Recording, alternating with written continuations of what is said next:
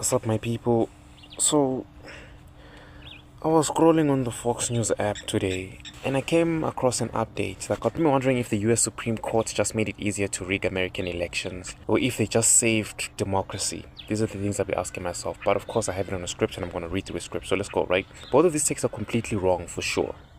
Because, how can you rig an election, right?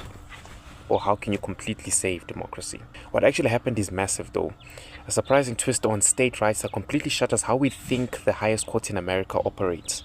Let me break it down for you. Now, I think I have to start with a standard disclaimer.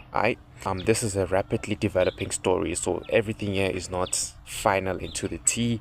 I suggest looking for or getting the most recent update on this particular story. However, the US Supreme Court just handed down a massive razor-thin 5-4 ruling on Monday, June 29th, 2026, right?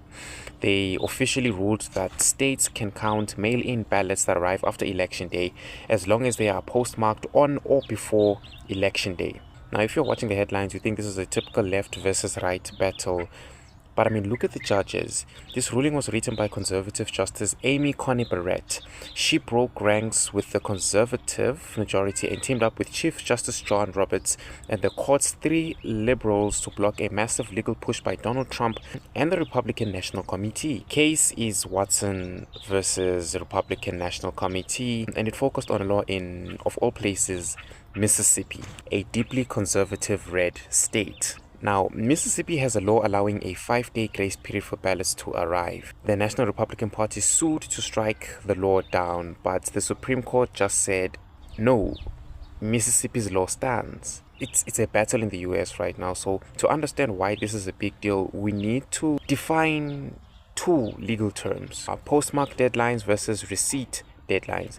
So a receipt deadline means if your ballot isn't physically sitting on the election official's desk by the minute the poll closes on Tuesday night, your vote goes into the bin. So your voice is not heard at all, right? And then a postmark deadline, or what the courts call a grace period, is like paying your bills or filing your taxes. As long as the post office stamps your envelope on or before Election Day, it doesn't matter if the mail truck gets stuck in traffic or is delayed by a storm. If it arrives within 5 business days, it still counts. The legal battle today, however, was over what the word election actually means under the federal US law. The Republicans argued an election means both casting and receiving the vote on the same day.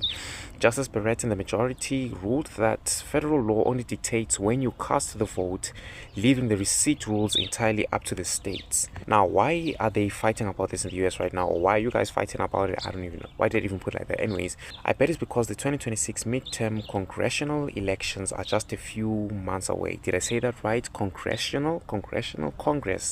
Congress elections are just a few months away, let's put it that way, and control of the US Congress is on the line. Ever since 2020, mail-in voting has been a massive political battleground in America. Donald Trump has consistently attacked mail-in voting, claiming it opens doors to fraud, and last year he even signed an executive order to try to mandate that all federal votes be received by Election Day. Republicans launched a massive multi-state legal campaign to eliminate these grace periods nationwide.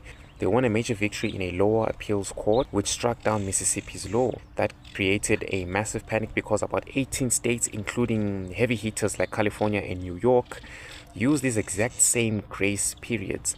So if the Supreme Court didn't step in to resolve this conflict before the midterms, it would have thrown the entire country's voting systems into absolute chaos. So who actually benefits from this whole thing? Well, statistically and politically, Democrats benefit the most. Why? Because data shows that Democratic voters are historically much more likely to use mail-in ballots than Republicans. To give you some scale, in the 2024 election, the state of Washington alone had over 250,000 legal ballots arrive after Election Day. If this ruling went the other way, hundreds of thousands of leaning Democratic votes would have been instantly disqualified across the country. But ironies of ironies, state election officials, including Republicans in states like Mississippi and Alaska, also benefit because they don't have to overhaul their entire voting infrastructure with just a few months to go before an election. The clear loser here, it seems, is the Trump-led faction of the Republican Party, who just watched the Supreme Court Justice appointed by Trump himself, Amy Coney Barrett, write the very opinion that defeated their legal strategy. Damn. Because this is a developing story, we are still waiting to see the full fallout, but expect two outcomes. First, election night in November is not going to give anyone final results in closed states. People are going to have to get used to waiting days for the final counts, just like in 2020 and was it 2024? Second, expect a massive wave of conservative anger directed at Justice Barrett. In his fierce dissenting opinion, Justice Samuel Alito warned that this decision opens a Pandora's box. He wrote that by allowing ballots to trickle in for 5 extra days, the court is effectively extending the election itself and risking further damage to public trust, which could be true to some extent. Now, about this ruling, right? I feel like we should get this out of the way first. This ruling wasn't actually a vote on whether mail-in voting is good or inherently bad. I just wanted to use the word inherently. I apologize. But what people are missing is that this is a pure, unadulterated victory for federalism. The principle that individual states get to decide how to run their own affairs. So Mississippi defended its law because it wanted to protect its own state sovereignty. By siding with Mississippi, the Supreme Court didn't permanently lock in mail-in voting for everyone. They simply ruled that the federal government can't force a one-size-fits-all rule onto the states.